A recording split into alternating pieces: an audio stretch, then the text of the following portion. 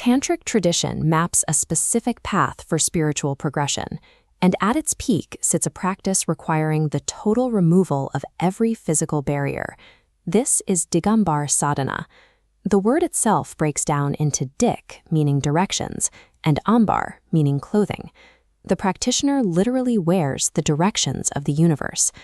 Texts reserve this exclusively for those in the vir pav, a heroic state of consciousness. Attempting this level of exposure with immense psychological conditioning risks severe mental damage. To understand how this mechanism actually works, we need to outline the strict mental and logistical safety checklist required before a practitioner ever begins. True freedom in this system is a methodical, disciplined dismantling of the ego, step by step. The Tantric framework identifies 8 human bonds, or pash, that keep a person tied to standard reality. Among these, lajja, or bodily shame, acts as the primary anchor. As long as a practitioner holds on to this specific social conditioning regarding their body, the text categorizes their mindset as pashupav, the instinctual animal state. The required psychological shift demands that physical exposure triggers a feeling of absolute purity and cosmic openness, rather than embarrassment or fear of judgment. Until that social lens is completely shattered, taking off your clothes serves no spiritual purpose and can actually induce deep psychological trauma. Once the mental barrier is cleared, the practice focuses on applied physics. In Tantra, clothing functions as an artificial shield blocking the body from external cosmic forces. Removing this layer lets the skin interface directly with the environment. The body actively absorbs the elements, expanding its aura. This allows the management of tapas.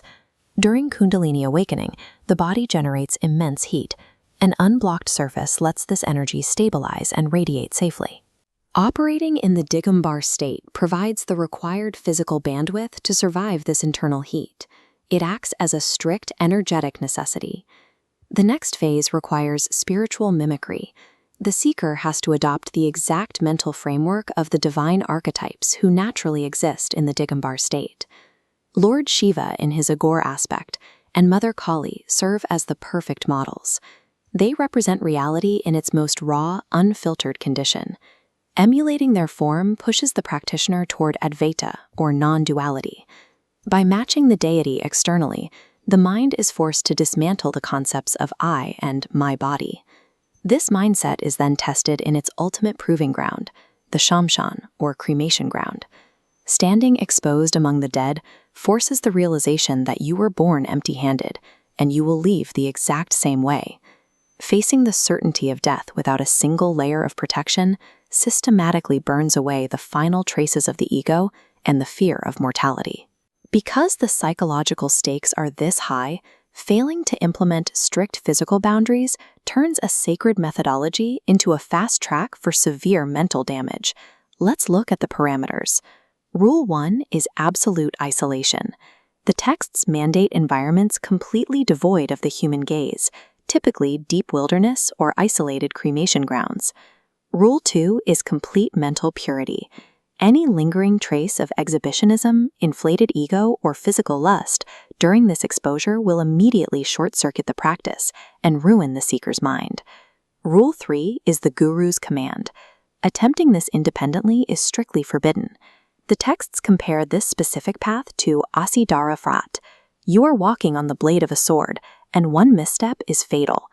This gives us a definitive go-no-go checklist: absolute isolation, flawless mental purity, direct permission from a master.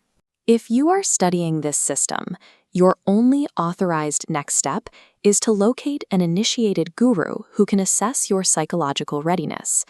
Achieving the highest state of spiritual independence relies entirely on strict discipline, total respect for established physical boundaries, and the experienced hand of a master.